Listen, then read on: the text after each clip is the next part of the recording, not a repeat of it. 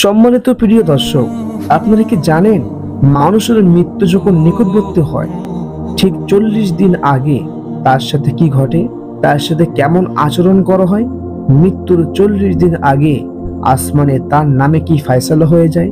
ব্যক্তির শিবায় নিয়ে যেতে ও নির্ধারিত ফেরেশতারা তাকে কি বলে থাকে?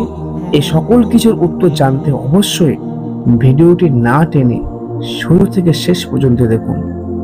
প্রিয় দর্শক, 7 আসমানের উপরে আল্লাহর আরশের নিচে একটি বৃক্ষ রয়েছে যাকে সিদরাতুল মুনতাহা বলা হয়। আল্লাহ তাআলা যতগুলো মাখলুক তথা প্রাণী সৃষ্টি করেছেন সে সংখ্যা বরাবর উক্ত বৃক্ষে পাতা রয়েছে, আর প্রত্যেকটি পাতায় প্রত্যেকটি মানুষ ও প্রত্যেকটি প্রাণীর নাম লিখিত রয়েছে। মানুষের যখন মৃত্যুর সময় ঘনিয়ে আসে তখন ঠিক 40 দিন আগে তার নাম লিখিত উক্ত পাতাটি ওই বৃক্ষ থেকে আজরাইল আলাইহিস সালামের সম্মুখে পড়ে যায়। লিখিত পাতাটি দেখে আজরাইল আলাইহিস সালাম বুঝতে পারেন যে অমুক ব্যক্তির মৃত্যুর সময় আর মাত্র 40 দিন বাকি আছে। যখনই সিদরাতুল মুনতাহা থেকে কোনো ব্যক্তির নামে পাতাটি ঝরে যায় তখন থেকে আসমানে সকল ফেরেশতা তাকে মৃত বলে ডাকতে শুরু করে। উক্ত ব্যক্তি মৃত্যুবরণের 40 দিন আগেই ফেরেশতাদের লিস্টে তাকে মৃত বলে ঘোষণা করে দেওয়া হয়।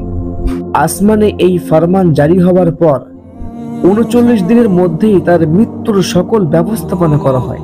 আল্লাহ তাআলা ইরশাদ করেন, তোমরা যদি নিজেদের ঘরেও থাকতে তবুও তোমরা অবশ্যই বেরিয়ে আসতে নিজেদের অবস্থান থেকে যেখানে তোমাদের মৃত্যু লিখে দেওয়া হয়েছে।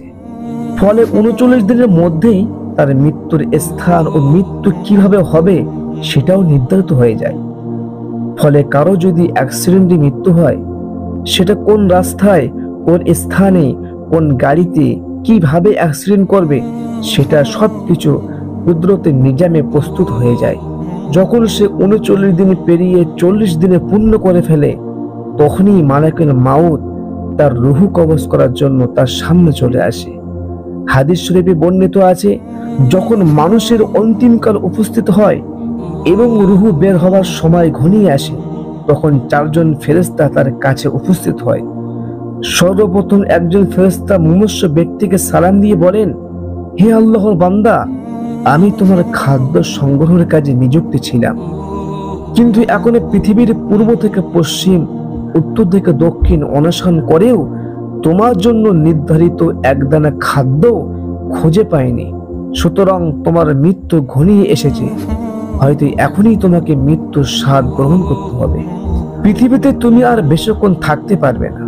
অতঃপর দ্বিতীয় ফেরেশতা এসে সালাম দিয়ে বলেন, হে আল্লাহর বান্দা, আমি তোমার পানি সরবরাহের জন্য নিযুক্ত ছিলাম, কিন্তু এখন তোমার জন্য পৃথিবীর সর্ব জায়গায় তালাশ করেও 1 ফোঁটা পানি আমি সংগ্রহ করতে পারলাম না। সুতরাং আমি তোমার দায়িত্ব থেকে মুক্ত। অতঃপর তৃতীয় ফেরেশতা এসে সালাম দিয়ে বলেন, হে আল্লাহর বান্দা, আমি তোমার পদযুগলের তত্ত্বাবধানে নিযুক্ত ছিলাম, কিন্তু পৃথিবীর সর্বত্র ঘুরেও তোমার জন্য একটি পদক্ষেপের স্থান পেলাম না যেখানে তুমি পা ফেলবে। সুতরাং আমিও বিদায় নিলাম। চতুর্থ ফেরেশতা এসে সালাম দিয়ে বলেন, হে আল্লাহর বান্দা, আমি তোমার শ্বাস প্রশ্বাস চালু রাখার কাজে নিযুক্ত ছিলাম, কিন্তু আজ পৃথিবীর এমন কোনো জায়গা খুঁজে পেলাম না যেখানে গিয়ে তুমি একটি মুহূর্তের শ্বাস প্রশ্বাস গ্রহণ করতে পারবে। সুতরাং আমি তোমার দায়িত্ব থেকে বিদায় নিলাম। অতঃপর কিরামান কাতিবিন ফেরেশতাদ্বয় এসে সালাম দিয়ে বলেন, হে আল্লাহর বান্দা, আমরা তোমার পাপ পুণ্য লেখার কাজে নিযুক্ত ছিলাম, কিন্তু এখন দুনিয়ার সর্ব জায়গায় সন্ধান করেও আর কোনো পাপ পুণ্য খুঁজে পেলাম না। সুতরাং আমরাও বিদায় নিলাম। ঠিক তখনই মালাকুল মাউত তার ডান পাশে রহমতের ফেরেশতা এবং বাম পাশে আযাবের ফেরেশতা নিয়ে এসে আগমন করবেন।